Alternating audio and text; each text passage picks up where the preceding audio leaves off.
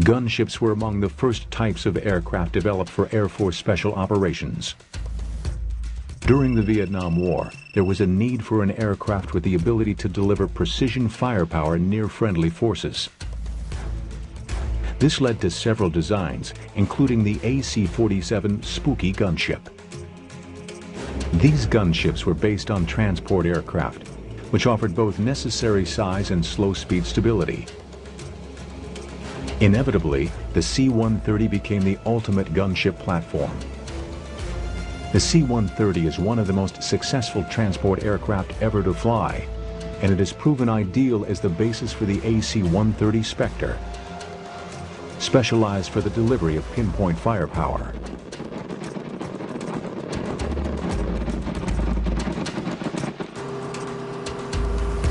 One of the most striking features of the Spectre is its 14-man crew.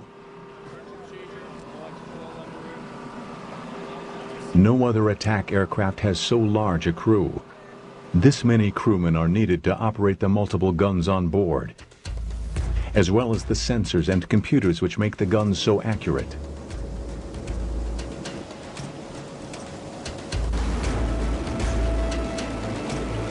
The Spectre draws its crew from the Air Force's Military Airlift Command, including crews of the transport version of the C-130 Hercules, called the Slick by Spectre crews.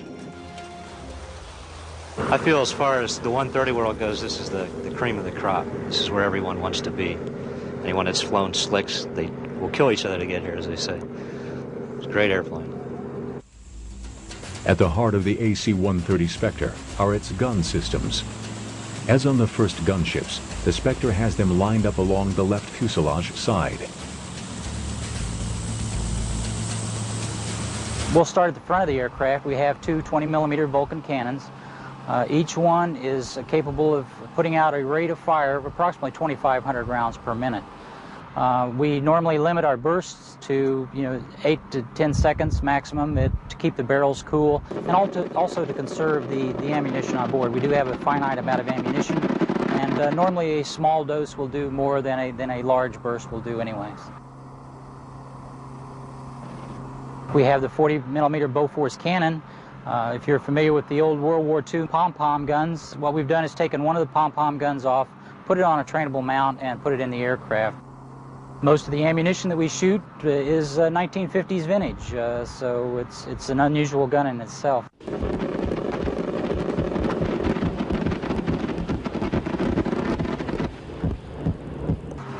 And then finally we have the big weapon, my own personal favorite, the 105 howitzer. My philosophy is start big and work your way down, but it is a very good weapon. It's a standard Army field piece, 105mm howitzer that's been put on a trainable gun mount and fed through the fire control system to make it very accurate, and it delivers a good punch when it hits. So it is a very nice weapon. The Spectre gunship is a complex combination of high and low technology. Its 105mm gun is the largest gun carried on any combat aircraft today. You've got to have some respect for the weapon. It recoils approximately 47 inches, and it's a couple thousand pounds. And if you're in behind it, or you fall in behind it, or your hands are in the wrong place, you could definitely get injured. You've got to have a lot of respect for that weapon and the ammunition. So we're very careful around that weapon system. Because the Spectre operates at night, it relies on a pair of night vision sensors to aim its weapons accurately. We're primarily a night aircraft, and we're equipped with an infrared sensor, which you can relate it to a television camera that works off of heat sources versus the light spectrum, and it's very capable. It allows us to operate in a very dark night without any light source.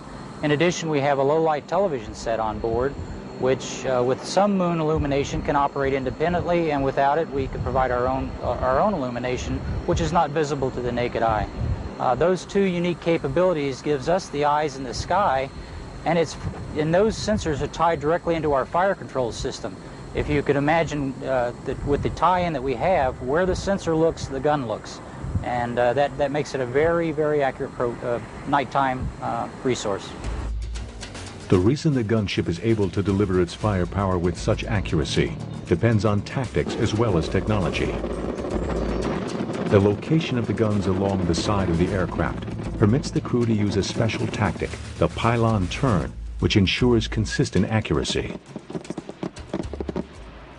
The principle is that as an airplane performs a pylon turn around a given point in space, that point in space on the ground that is the center of the pylon turn is very stable, and that gives us the bulk of our firing accuracy, and the computer is able to anticipate that as we fly around a known orbit point around the target itself.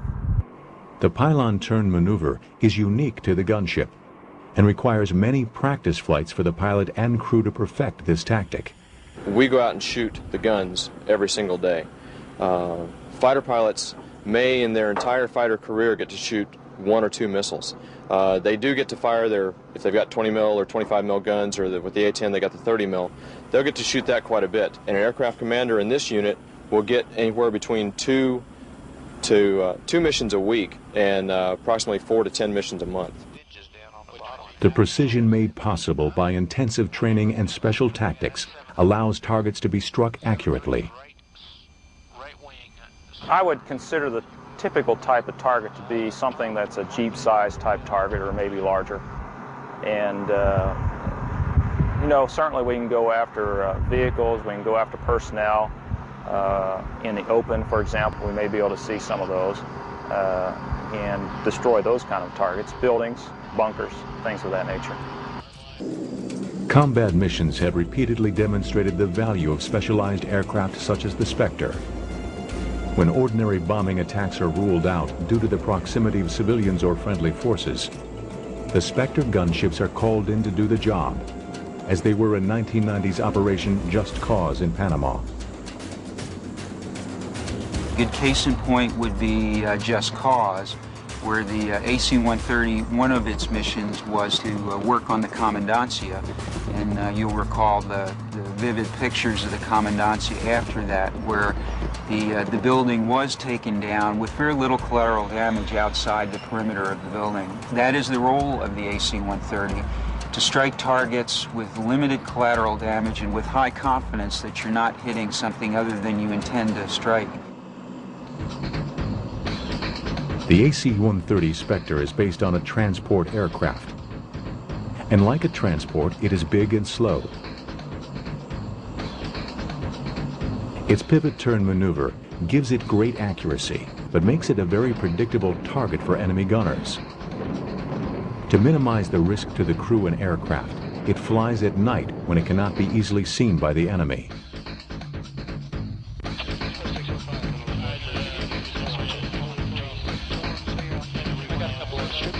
Our tactics do put us at risk at times, and we are very limited in the environment in which we can operate. We have to take into account the threat to us on the ground and any counter-air threat that may be available. And it's not a general purpose, any place, any time type of weapon system. It's very good at a very specific mission, but we have to make sure that we pick and choose as much as we can the mission to ensure, 1, success, and 2, that the airplane comes home. The unique capabilities that we provide, that very precise firepower close in with a low lethality envelope, allows us to work very close to friendly forces. The Spectre's night capabilities are reliant on its sophisticated sensors, contained in a small booth in the middle of the aircraft. In the front right of the booth is where the electronic warfare officer sits with all that associated equipment. To my left in the front of the booth is the infrared sensor operator, who basically uses his infrared sensors to locate targets and guide the guns in on them. In the back of the booth is the TV operator, who uses the low-light television system also to find targets and guide the munitions down on them. The night sensors are used to search for targets. The forward-looking infrared sight can detect targets even on the blackest of nights, sensing the minute heat differential between a human being and a machine. The key to the gunship's accuracy is the careful coordination of the sensor operators, the fire control officer, and the pilots. The sensor operator is primarily responsible for target detection, okay? The navigator gets us in the tactical working area, and the sensor coordinates with the fire control officer and navigator for target acquisition and firing on the target. Once the target is located, the data is passed to the fire control officer. This data is loaded into the aircraft's ballistic computer, which calculates the proper ballistic trajectory and designates a target for the pilot.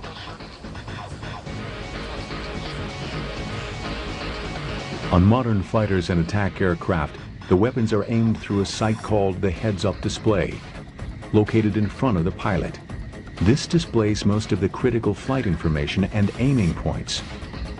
On the Spectre, the HUD is located on the side instead of in front of the pilot.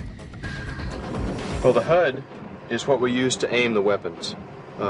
With the computer-generated symbols that we get from the HUD through the computer that's located back near the fire control officer station, that's how we aim the guns. That's when I'm shooting the weapons on this aircraft, I'm basically looking into a black hole. I can't see anything on the ground. We're firing, at altitudes that I can't distinguish ground references. I can't distinguish the target at all.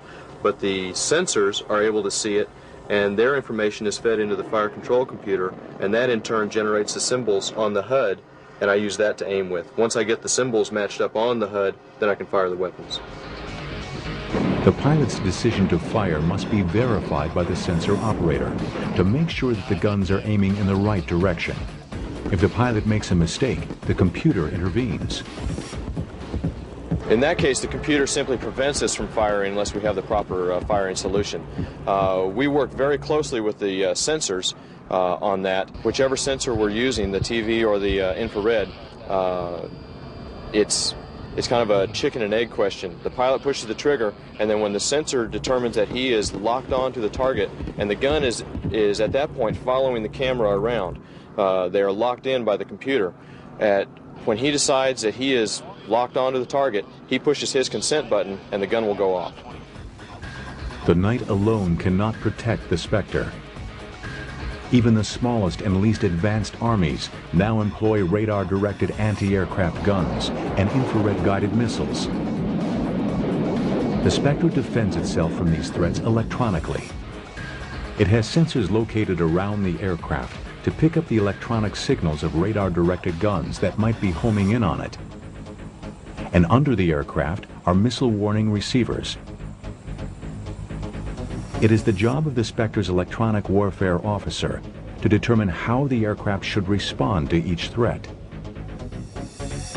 Some enemy weapons cannot be detected electronically, in which case human eyesight must be used to defend the Spectre. At the side of the aircraft sits one of the observers, and in the tail sits another, looking through a plexiglass bubble. These observers have learned from experience what enemy fire looks like. For example, a surface-to-air missile, you'll see a bright light, basically the launch. Then the missile coming up, you'll see the plume, the aft end of the missile, which is more of a corkscrew type action coming up at you, and they're quick. They're very quick. On AAA, the gunners, they use tracers to direct their fire on different size tracers for different size AAA coming up. For example, it's more of a lines of BBs coming up at you, red BBs, and that's very, very quick. It's also very, very dangerous, very accurate. It is the experience of crewmen like these that has made the Spectre so formidable a weapon system.